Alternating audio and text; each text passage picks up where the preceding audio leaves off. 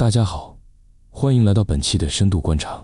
拉五真的回来了，大家应该都看到了吧？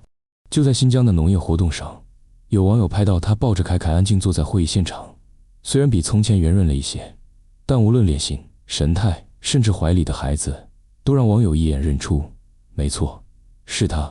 然而，正当舆论聚焦拉五的时候，细心的粉丝却发现了另一个疑点：拉五回来了，菲利斯塔也可能回来了。他去哪儿了？为什么没人提起？七七奶奶家的视频为何突然封闭拍摄？最近他的 IP 地址又为何意外地显示在国内？今天我们就从多个角度一起拼图式分析拉五的归来，是否意味着菲利斯塔也已经悄然归队？一，拉五已经回国，菲利斯塔不可能独留海外。我们先从一个最简单的逻辑推理入手。拉五回国不是短暂停留，他在活动现场安坐不动，抱着凯凯，完全不是探亲式访客的状态，而是像已经适应了节奏，恢复家庭生活的母亲。那么问题来了，拉五回来了，凯凯也回来了，小刘在国内，七七奶奶在国内，那菲利斯塔还会单独一个人在坦桑尼亚吗？这不符合常理。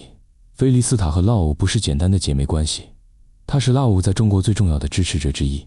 在拉五被遣返前的最后一段时间，菲利斯塔陪他直播，陪他卖货，甚至承担了部分翻译、育儿任务，是家庭直播中不可或缺的一环。一旦拉五合法回国，菲利斯塔极大可能会一起返回，继续协助姐姐照顾凯凯，配合团队运作，参与短视频内容。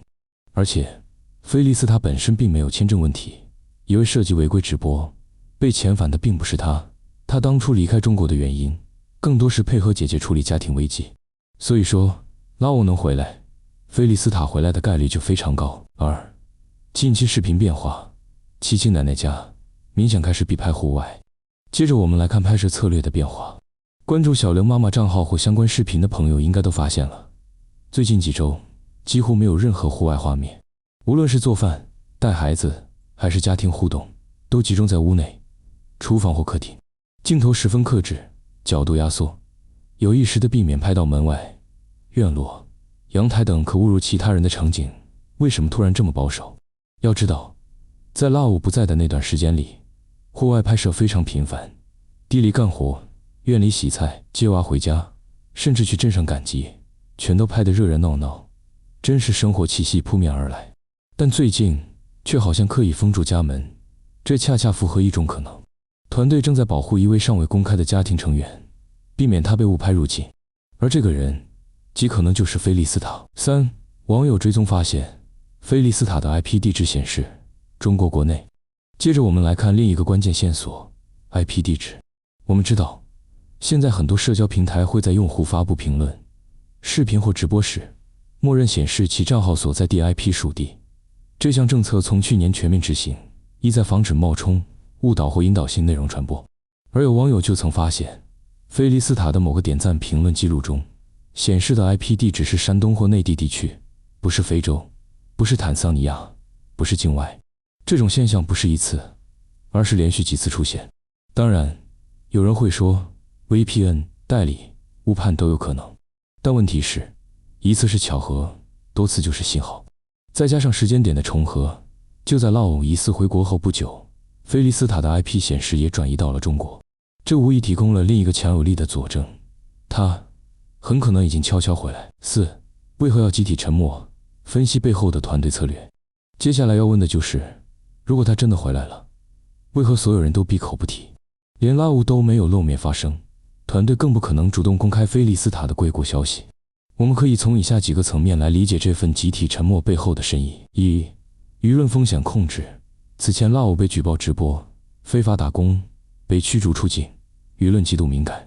如今刚刚回国，团队首要任务是降低外界关注度，避免再次激发争议。如果此时高调宣布菲利斯塔也回来了，极有可能被部分网友质疑他们是否结伴复出，甚至引发二次举报。二，身份稳固期。虽然我们认为拉五已通过合法途径入境，但很可能处于过渡签证观察期，即使菲利斯塔是正常入境，也会被要求行为谨慎，减少公共活动。在这种状态下，主动隐藏，避免入境，正是对身份稳定、家庭安全最负责的选择。三，情绪调试与生活修复。回国不只是重建内容，更是重建家庭。凯凯正在适应妈妈回来，小刘在调试新生活节奏，七七奶奶身体仍不轻松。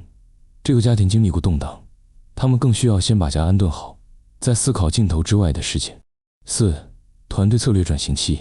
从近期视频节奏来看，团队明显在尝试降温，甚至有意弱化争议角色，转向生活派路线。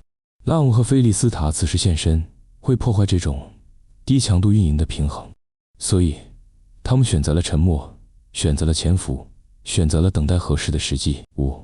未来走向。菲利斯塔会不会出现在镜头中？那么问题来了，如果菲利斯塔真的回来了，他会重新出现吗？我认为极有可能，但要等几个条件成熟之后。1. 拉沃的身份完全稳定，不存在再被争议的风险。2. 团队完成内容结构重组，找到新的呈现方式。3. 观众情绪逐渐平静，不再追着谁该走，谁该留，做道德裁判。4. 或许将来他会客串1-2期，作为生活助理，姐姐的妹妹回归，而不是菲利斯塔本尊。这是一次极高技巧的软过渡，而从目前视频节奏来看，他们正在缓慢、克制，但坚定地朝这个方向推进。我们常说，短视频时代，人人都能成名，但也人人都能被误解、攻击、消费。拉奥回来了，凯凯回来了，菲利斯塔也许也回来了。他们不是流量工具，不是网络事件，而是真真实实想把生活过好的一家人。他们在走回来的路，我们也应该在学会放下的过程。欢迎他们归来，不是纵容他们的错误，而是承认他们在努力修正、承担、成长。别忘了，家庭视频的意义从来不是冲突和曝光，而是理解、陪伴、团聚。